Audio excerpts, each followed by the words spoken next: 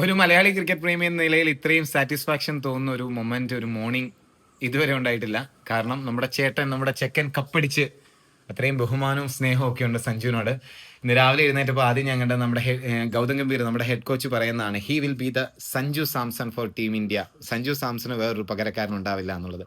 So അത്രയും സ്നേഹവും സന്തോഷമൊക്കെ തോന്നുന്ന മൊമെന്റിൽ ഞാൻ രാവിലെ ഇരുന്ന് ചിന്തിക്കുമായിരുന്നു, സഞ്ജു ഇന്നലെ മാൻ ഓഫ് ദ ടൂർണമെന്റായി നിന്ന സമയത്ത് സഞ്ജുവിനോട് ചോദിച്ച ചോദ്യമുണ്ട്, ഇനി എന്താ പ്ലാൻ എന്ന്. അപ്പം ഞാൻ പോലും ഞെട്ടിപ്പോയി. ഇനി എന്ത് plan? Man of the tournament ആയിട്ട് നിൽക്കുകയാണ്. കാരണം അത്രയും അവോയ്ഡായിട്ട് ടീമിനുണ്ടാവില്ല എന്ന് വിചാരിച്ച ഒരാൾ വന്ന് കപ്പടിച്ച് നിൽക്കുമ്പോൾ, അല്ലെ മാൻ ഓഫ് ദ ടൂർണമെന്റ് ആയിട്ട് ഇത്രയും സ്കോർ ചെയ്ത് നിൽക്കുന്ന ആളോട് ഇനി എന്താ പ്ലാൻ? ആ മൊമെന്റിൽ ആൾ എൻജോയ് ചെയ്യുകയാണ്.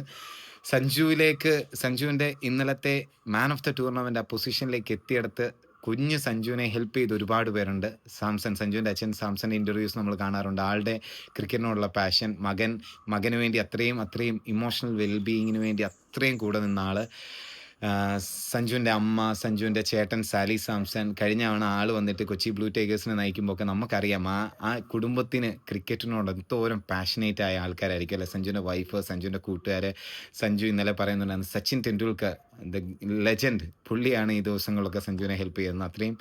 അത്രയും സപ്പോർട്ട്. രാഹുൽ ദ്രാവിഡിൻ്റെ സപ്പോർട്ടുണ്ട്, രാജസ്ഥാൻ റോയൽസിൽ നിന്നുള്ള സപ്പോർട്ടുണ്ട്. ആ കുഞ്ഞു സഞ്ജുവിനെ പിടിച്ച് കയറി ഇന്നലെ ആ പോയിന്റിൽ എത്തിക്കുന്നത് വരെ സപ്പോർട്ട് ചെയ്ത എത്ര പേരുണ്ട്. അപ്പോൾ ഇനി കേരള ക്രിക്കറ്റ് മാറുമെന്ന് തന്നെയാണ് എനിക്ക് തോന്നുന്നത്. കാരണം നമ്മുടെ ചെക്കൻ പോയി ടോപ്പ് ഓഫ് ദ വേൾഡ് നിൽക്കുമ്പോൾ ഇവിടെയും ഒരുപാട് പേരൻസ് കുട്ടികളെ ക്രിക്കറ്റിലേക്ക്, ഈ മനോഹരമായ സ്പോർട്ടിലേക്ക് വിടാനുള്ള എല്ലാ സാധ്യതയുണ്ട്.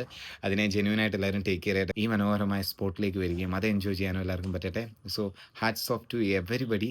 കാരണം സഞ്ജുവിൻ്റെ കൂടെ നിന്നതിന്. അതുകൊണ്ടാണ് നമുക്ക് ഈ മലയാളി ക്രിക്കറ്റ് പ്രേമികൾക്ക് ഇത്രയും അഭിമാനവും സന്തോഷമൊക്കെ വരുന്നതും നമ്മൾ കൂടുതൽ ക്രിക്കറ്റിനോട് ഇഷ്ടപ്പെടുകയും ക്രിക്കറ്റ് വീണ്ടും കാണാനൊക്കെ ശ്രമിക്കുന്നത്.